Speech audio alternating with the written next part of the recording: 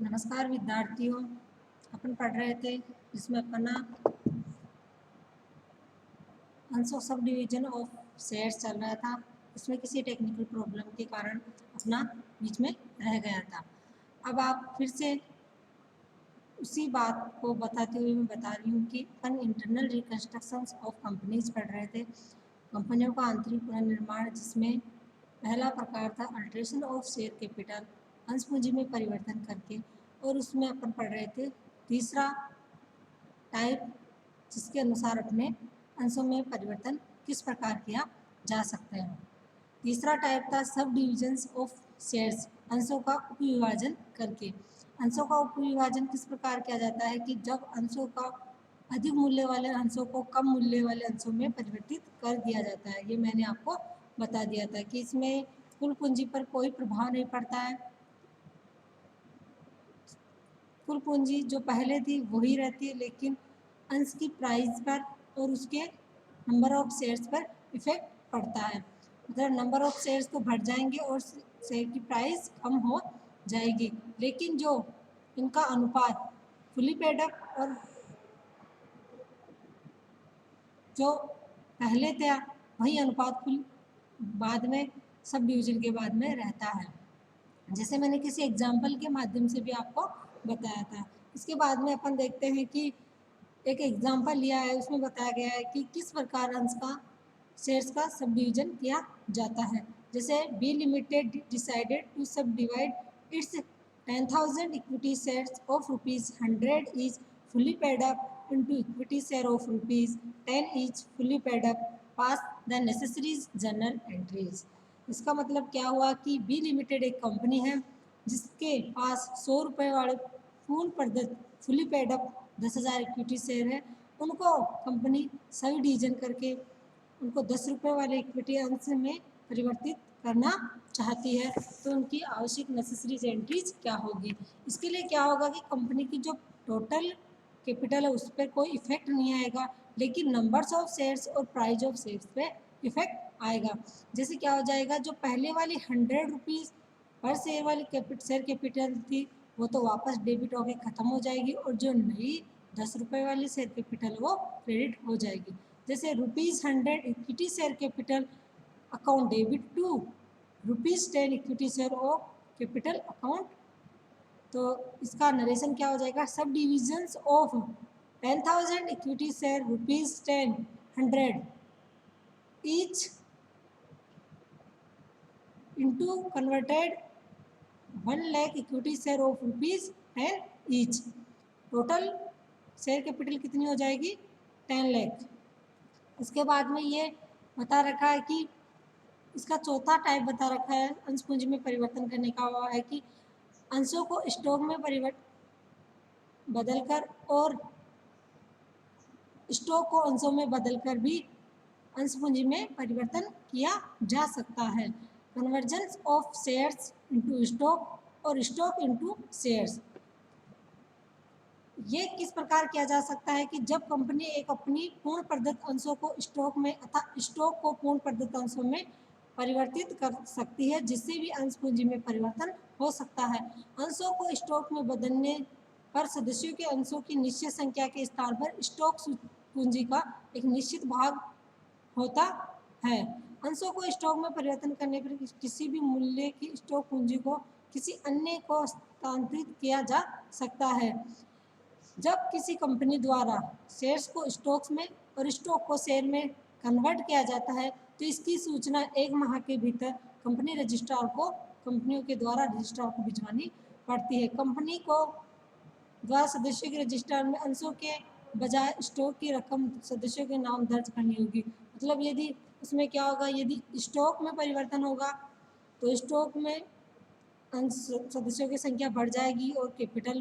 में होगा तो अंश पूंजी में परिवर्तन होगा। इसके लिए अपन आवश्यक एंट्री क्या करनी होती है, जब स्टॉक को शेयर्स में परिवर्तित करना होता है तो क्या होता है, स्टॉक है तो स्टॉक को शेयर में कन्वर्ट करना है तो इक्विटी शेयर,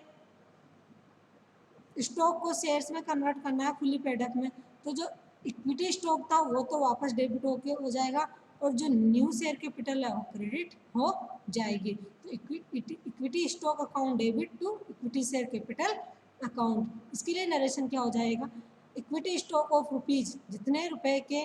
इक्विटी स्टॉक को कन्वर्टेड किया गया इनटू इक्विटी, जितने रुपए के इक्विटी शेयर में कन्वर्ट किया गया है, कितने रुपए के इक्विटी शेयर में कन्वर्ट किया गया और कितने नंबर्स को किया गया, वो इसका नरेशन हो जाएगा। और जब अपन अंशों को स्टॉक में परिवर्तन करते हैं तो क्या आएगा,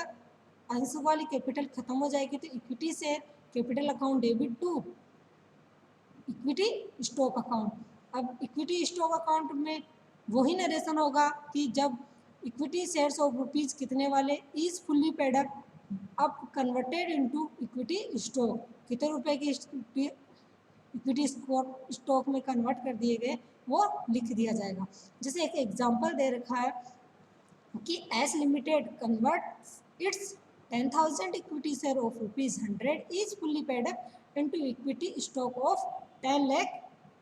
on 31st March 2017 and then converts the equity share। मतलब क्या बोल रखा है कि एस लिमिटेड कंपनी है जो 100 रुपये वाले पूर्ण प्रदत्त 10,000 इक्विटी अंशों को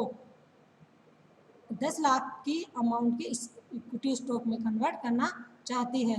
31 मार्च 2017 को, और इसके बाद में फिर से 31 मार्च 2018 को स्टॉक जो पहले था उसी को वापस 10 रुपये वाले पूर्ण प्रदत्त इक्विटी अंशों में पुनः परिवर्तित करना चाहती है। तो इसके लिए अपन को क्या नेसेसरी एंट्री करनी होगी, बैलेंस शीट पे क्या इफेक्ट आएगा 31 मार्च 2017 को और 31 मार्च 2018 को। इसके लिए क्या करना है कि जब पहले वाला है कि एस लिमिटेड 100 रुपये वाले 10,000 इक्विटी अंशों को स्टॉक में, तो इक्विटी शेयर कैपिटल खत्म हो रही है तो क्या आ जाएगा, equity share capital account debit to equity stock कितने से हो जाएगी,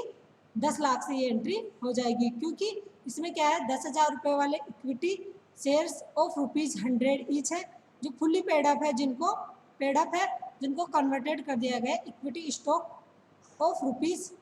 लाख। और अब क्या हो जाएगा, ये 2017 31 मार्च 2017 को एंट्री, अब 31 मार्च 2018 को क्या है, ये सेम जो स्टॉक है इक्विटी स्टॉक है 10 लाख का, उसको वापस 10 रुपये वाले इक्विटी अंशों में कन्वर्ट करना है। तो 10 रुपये वाले इक्विटी अंश है तो 1 लाख इक्विटी अंश हो गए। और